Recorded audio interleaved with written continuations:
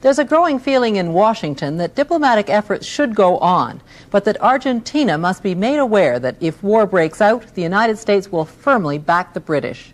Today, the U.S. Secretary of State Alexander Haig briefed the Senate Foreign Relations Committee on the status of the negotiations. Senator Joseph Biden was at that briefing. He's a Democratic senator who is sponsoring a resolution in support of Great Britain. Based on your briefings with Alexander Haig, how do you right now rate the chances of a diplomatic solution? Well, I think the Secretary of State was accurate in his assessment of it. It's very tenuous. I'd rather not comment on what was a secret briefing and what in fact the Secretary indicated were the stages of negotiations at this point, except to say that they are ongoing and the administration is hopeful. It's very pertinent what you're being told, you see, because we see the Senate trying to perhaps get more involved on the British side.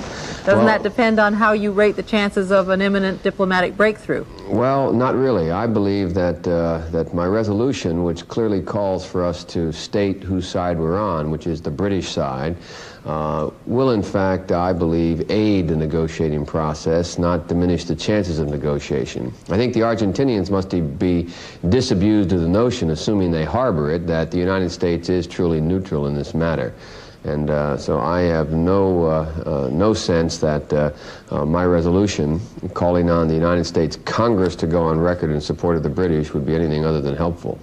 Senator, how do you think it would be helpful? Because conceivably that might topple the Argentinian government. Is that acceptable to you? No, that is not acceptable in the sense that I wish for that. But the fact of the matter is there's a great deal at stake for the United States and the hemisphere. First of all, and for Canada, I might add, very boldly, the fact of the matter is that if we allow in this hemisphere the settlement of claimants' property disputes by the use of force, we're going to unleash an entire series of actions that none of us want. Secondly, NATO is an alliance upon which we have made a firm and solemn commitment.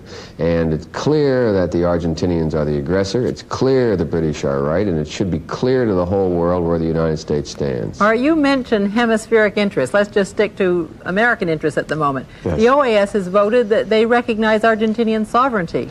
Now, don't you lose something in hemispheric relations with the proposition you've just made? There is no question that the United States is going to lose no matter what it does. The question is that we are going to lose, in my mind, we lose a great deal more by not standing on principle and not standing with our oldest and closest ally and not standing with the alliance that is most important to the United States of America.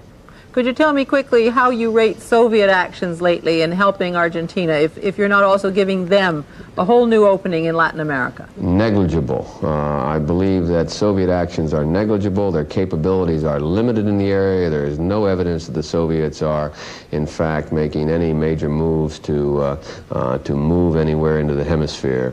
Would you be sorry to see the Galtieri junta toppled? I would be sorry to see the situation change in such a way that there would in fact be an increased prospect of Soviet and/or communist influence in the hemisphere. But I'd even be more sorry if we dashed what is already a fragile and very tenuous situation with regard to NATO and NATO solidarity.